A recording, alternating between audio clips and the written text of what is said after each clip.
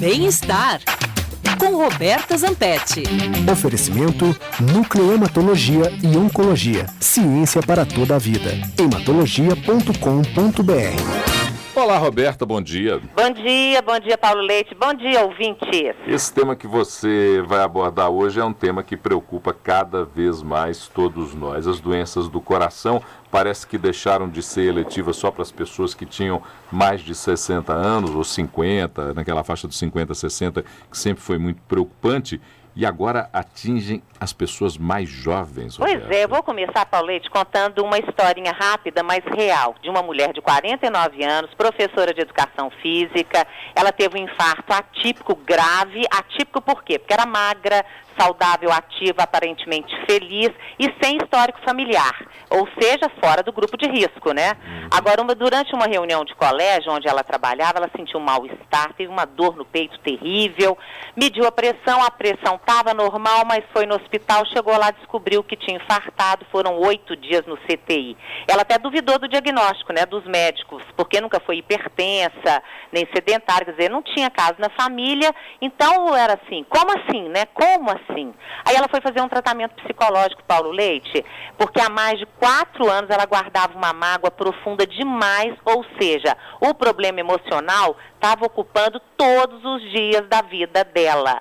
E só depois do infarto é que ela se deu conta disso, que estresse, excesso de responsabilidade dentro e fora de casa, né? Conflitos do dia a dia, quem não tem, as frustrações pessoais, ou seja, tudo isso são ingredientes super eficientes para cozinhar em banho-maria um coquetel venenoso para um coração normal, sem problema nenhum. E até a literatura médica, eu fui consultar, a literatura médica mundial, ela aponta que 15% dos infartos, sem os fatores de riscos tradicionais, né, não vamos esquecer que do cigarro, do diabetes, da obesidade, da hipertensão, foram desencadeados esses infartos por processos que começaram no emocional. Veja bem isso. Claro que existe uma carga genética, né? Até um médico, ele explica de uma forma muito interessante que ele fala o seguinte, que a carga genética é a fechadura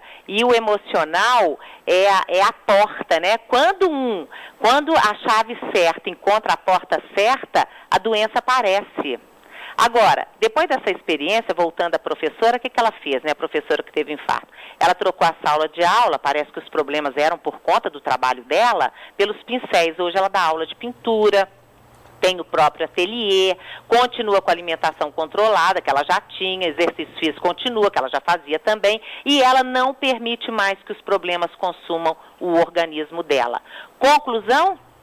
Depressão e problemas emocionais associados a uma predisposição genética estão entre as causas de infartos em pacientes jovens. E isso tem um nome, é chamado de infarto do novo século. Inclusive, o Hospital Oswaldo Cruz de São Paulo, eles mostram os números, é interessante que aqui eu não achei nos hospitais aqui, achei de São Paulo. Lá no Hospital Oswaldo Cruz, nos últimos anos, o índice de infartos atípicos no setor de emergência foi surpreendentemente alto. E a maioria, Paulo Leite, mulheres jovens, mulheres saudáveis.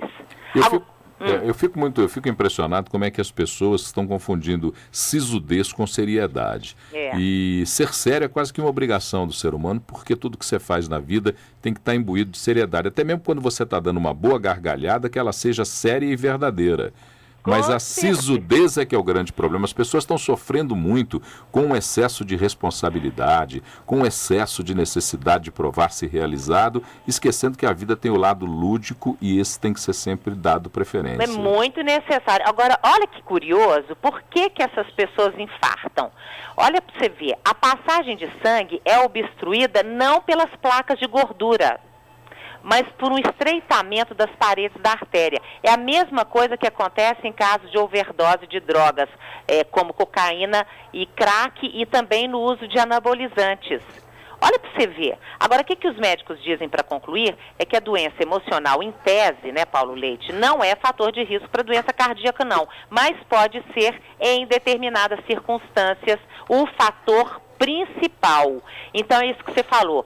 Nós estamos preocupados com outras coisas, estamos preocupados demais com o nosso corpo do lado de fora, né? A estética, se a gente tá gordo, se tá velho, se tá novo, se tá bonito, se tá feio, né?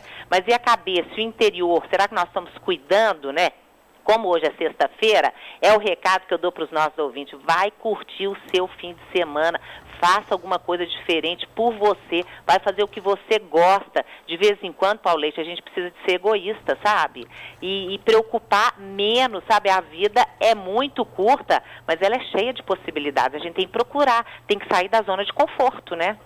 Durante muito tempo o verbo relaxar foi relacionado com outro verbo que agora eu acho que nós temos que substituir.